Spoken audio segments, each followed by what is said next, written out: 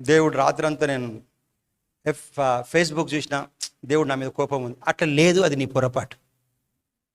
నువ్వు చూడకు, చూసి ఎందుకు? నువ్వు చేసిన తప్పు చేసినాక దేవుడు నువ్వు తప్పు కాదంటే కూడా అది కూడా ఒప్పుకో.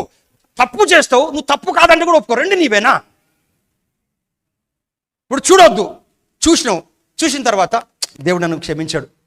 దేవుడు చెప్పారు, దేవుడు నీకు నీతి ఇచ్చాడు కదా, దేవుడు చూడలేడు నిన్ను.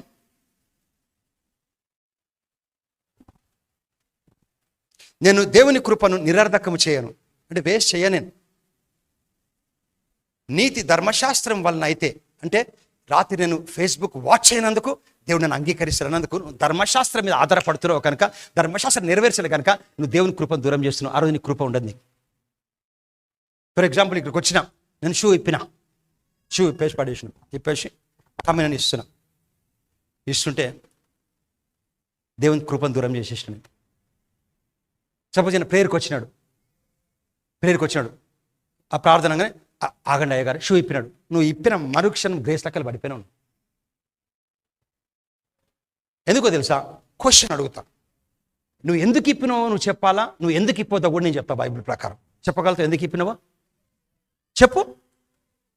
ధర్మశాస్త్రం పాటిస్తున్నావు అంటే ఈ 10 చేస్తే దేవుడు నన్ను యాక్సెప్ట్ చేస్తాడు, ఈ 10 చేయకపోతే నన్ను దేవుడు తృణీకరిస్తాడు. కానీ యేసు ప్రభు ద్వారా నమ్మినందుకు మొత్తం దేవుడిని స్వీకరించింది ఎప్పుడో కనుక, స్వీకరించింది కనుక నేను కానీ మళ్ళీ నువ్వు ధర్మశాస్త్రంలోకి వెళ్తే ఇది ఇప్పితేనే ఇది అర్హత అని చెప్పినప్పుడు నువ్వు ధర్మశాస్త్రంలోకి వస్తున్నావు కనుక నీకోసం యేసు ప్రభు చనిపోలే. కృపను వదిలేసుకుంటుంది.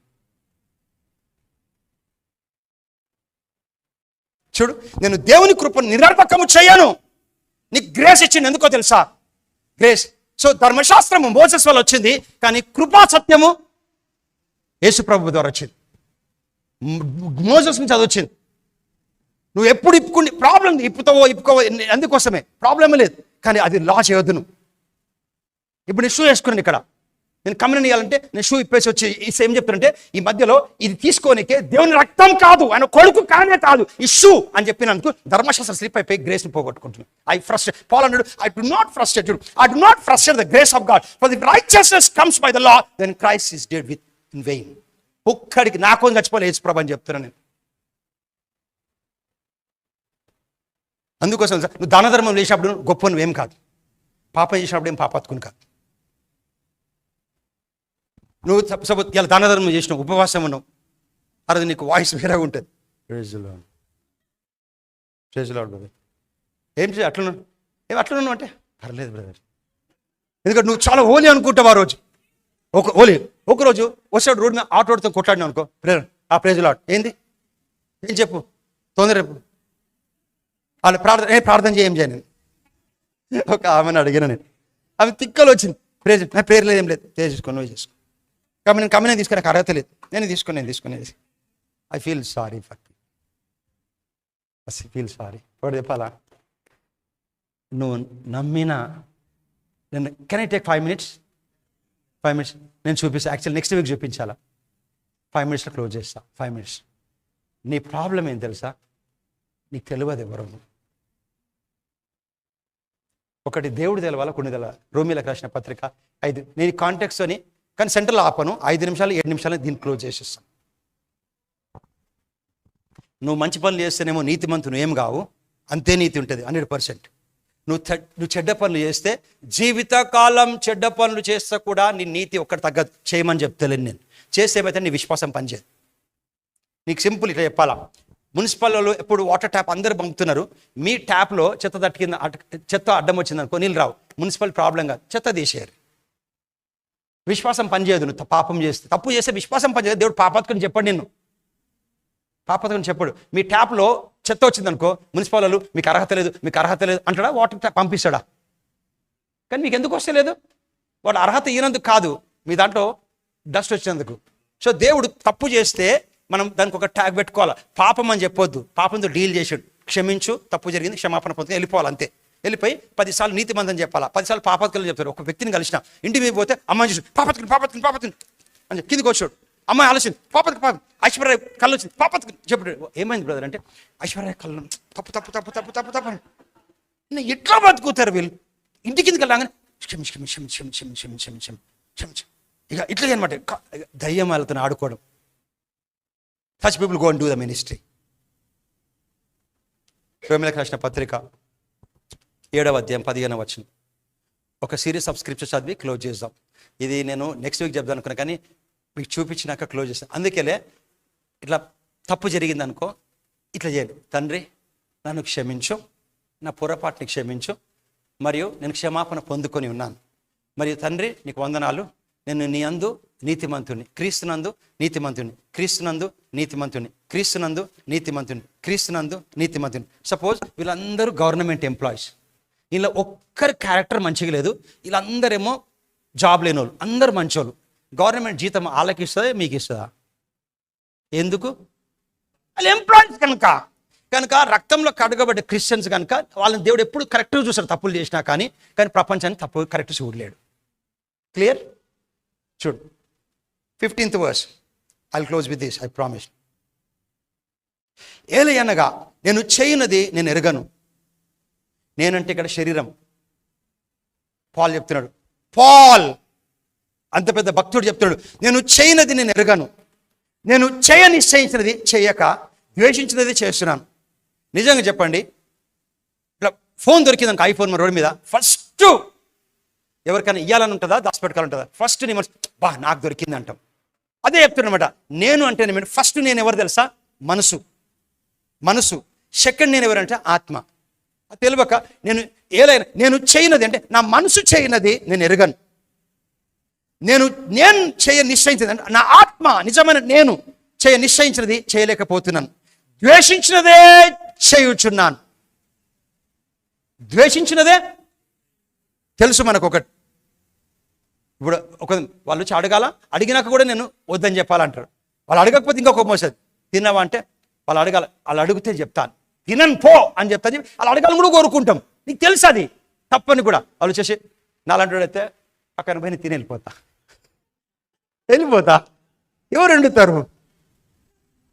when you know to control the spirit కదా, you will take it easy. దులుపుకొని పోతావు.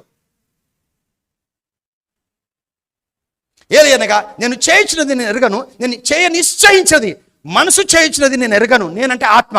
నేననే వ్యక్తిని ఆత్మ చేయనది నిశ్చయించినది చేయలేకపోతున్నాను. ద్వేషించినదే చేయించున్నాను. ద్వేషించినదే. పరలోకంకి పోయిన ఒక వ్యక్తి ఎన్ని ఎపిసోడ్ల వ్యక్తి నేను ఏదైతే చెడ్డదో అదే చేస్తున్నాను చెప్తున్నాడు. చూడండి 16th verse.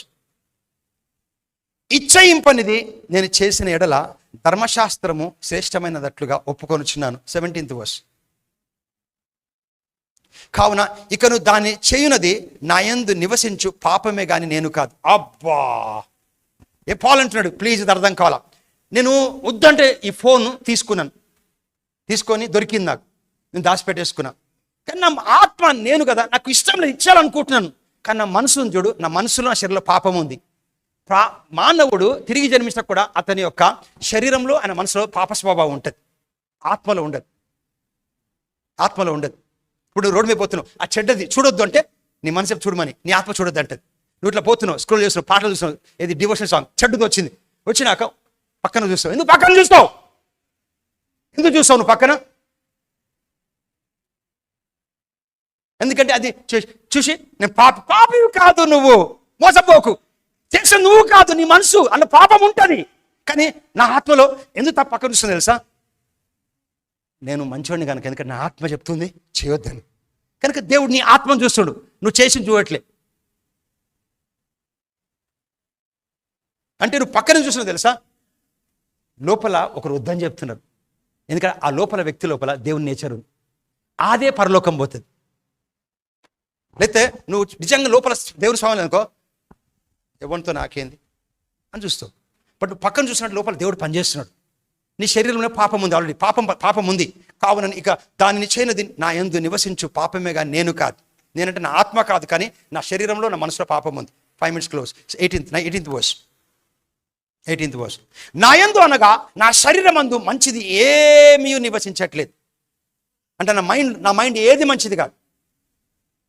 నా మైండ్లో ఏది ఎవరైనా మంచిగా ఉంటే నాకు ఇష్టం అనిపించదు, ఎవరు ఇల్లు కట్ట నాకు మంచిగా అనిపించదు, ఎవరైనా బాగుపడితే నాకు మంచిగా అనిపించదు, ఎవరికైనా ఉద్యోగస్తులు నాకు మంచిగా అనిపించదు. నాకెందుకని నా మనసులో ఏ మంచిది లేదు, నివసించలేదు కానీ నెరుగుదును.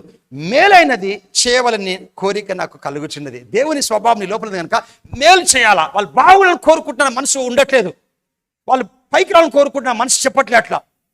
సో ఆత్మ లేపలేమనే వాళ్ళు బాగులను కోరుకుంటున్నా, నా మనసు మాత్రం చెడు తలంస్తుంది. అది చెప్తున్నాడు, మేలన్నది చేయవాలని కోరిక నాకు కలుగుచున్నది, కానీ దాన్ని చేయుటకు నాకు కలుగుటలేదు. ఆత్మ లోపల మంచిగా ఉన్నా, మనసు లోపల చెడు ఉన్నా అని చెప్తాడు. చెడు స్వభావం ఉంది. 19th verse. నేను చేయగోరు మేలు చేయగోరని కీడు చేయొచ్చు. నేను చేయగోరు మేలు చేయక, మేలు చేయాలా తెలుసు, చేయలేకపోతున్నా. ఎక్కడ తెలుసు మేలు చేయాలని? ఆత్మలో, మనసులనా? ఆత్మలో. కానీ చేయలేకపోతుంది, ఎందుకంటే మనసుని బట్టి. నేను పొద్దున్న లెగ్వాలా, ప్రార్థన చేయాలా, ఇతరులకు చేయలేకపోతున్నా. ఏం చేస్తావు, పడుకో అని చెప్తుంది మనసు. ఆత్మ ఏం చెప్తుంది సార్? పొద్దున్న లేచి అందరి కోసం ప్రార్థన చేయి, అందరిని దయ చూపించు. మనం చెప్తే అవసరమా మనకని. సో నేను చేయగోరు మేలు చేయగోరని కీడు చేయుచున్నాను, చేయగోరు మేలు చేయక చేయగోరని కీడు చేయుచున్నాను. 20th verse. నేను కోరని దాన్ని చేసిన ఎడల దాన్ని చేయునది నా యందు నివసించు పాపమే గాని ఇక నేను కాదు. అందుకే నీలో తప్పు జరుగుతుంది, నువ్వు చేయలే. నీలోని మనసు శరీరం,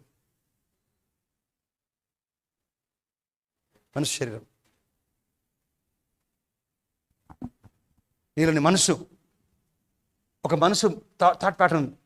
అది ఏం చేసినా కానీ నువ్వు పాపాత్ముని కాదు. నువ్వు దీంతోనే నేను నీతిమంతుడిని.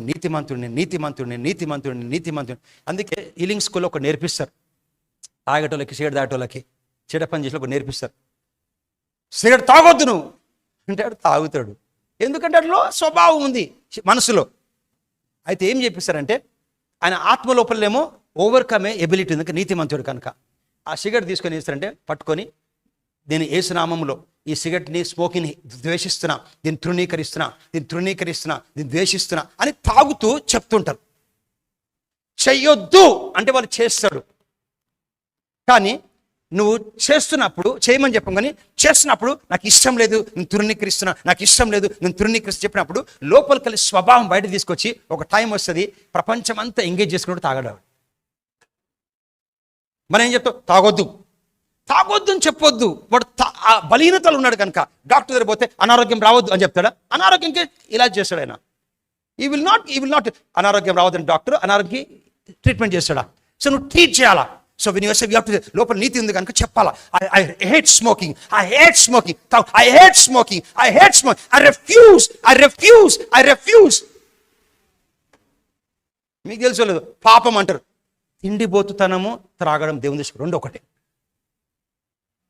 నువ్వు తాగుబోతులు అంటావు కదా, దేవుని దృష్టికి ఒక్క 0.7 తక్కువేంగా తిండిబోతనం, త్రాగడం రెండు ఒకటే. మనం బాగా తిని తాగుబోతులు, దేవుని దృష్టికి నువ్వు కూడా పాపాత్తుకుందే. యేసుప్రభు లేదా, జాన్ ద బ్యాప్టిజం తినకుండా వచ్చిండు, ఇటు తిండిపోతానని చెప్పలే యేసుప్రభుని, ఒక దురాత్మని చెప్పలే. As a glutton spirit he comes eating. అందుకోసమే దబాయించి ఏం తిననక్కర్లే, కడుపులో పట్టింది తినొద్దు.